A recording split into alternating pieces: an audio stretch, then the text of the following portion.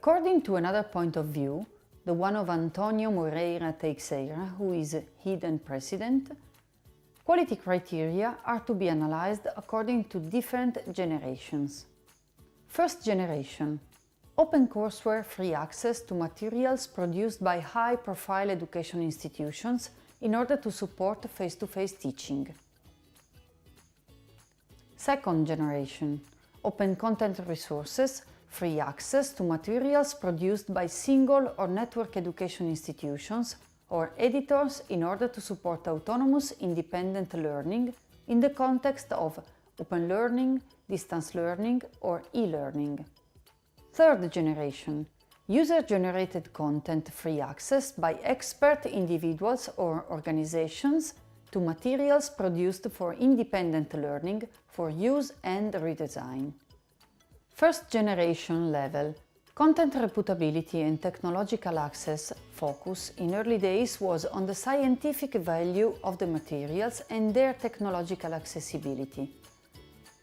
Second generation level: learning design and student support focus shifts to the pedagogical value of the materials and how they are prepared to allow for significant learning experiences. Third generation level: assessment and collaboration focus is now on assuring validation of learning experiences and how they generate massive interaction. So what makes a good OER? What are the important aspects that we should take into consideration when actually selecting a good OER to use in our teaching context?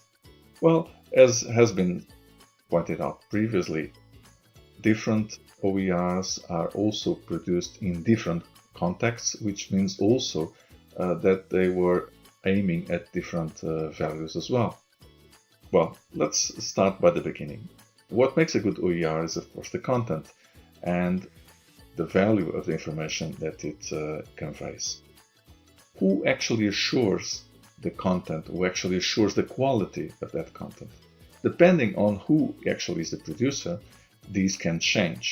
Of course, if the OER is produced in the context of a higher education institution, of course, it's the institutional own quality system that is assuring the quality of the resource. If otherwise it is produced in a different context, for instance, an individual is producing it outside the institutional context, then it is the value of the producer itself who is assuring the resource, but also the community of users who is reassuring the quality of this resource. Community values are important in assessing the quality of resources nowadays when we're talking about, for instance, what we now can call the third generation, the user content generation producing OERs. But important aspects that should be also taken into consideration are, of course, if an OER can be easily interchanged, can be easily actually completed, reused.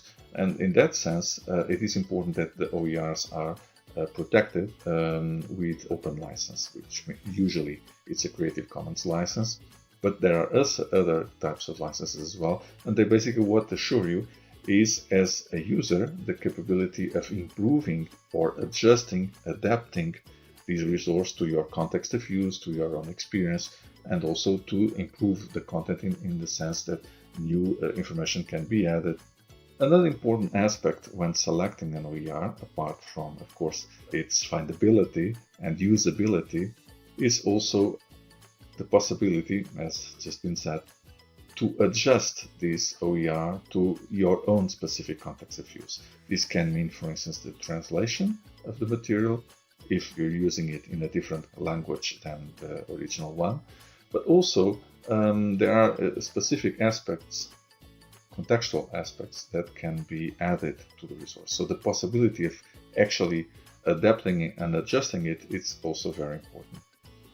Resources are produced for a specific context, but they can be and should be reused for many other contexts of use as well. And so how they can be adjusted and adapted to this is what makes them very valuable and important as resources, because they can be continuously improved, updated and adjusted, and in that sense enriched as learning materials.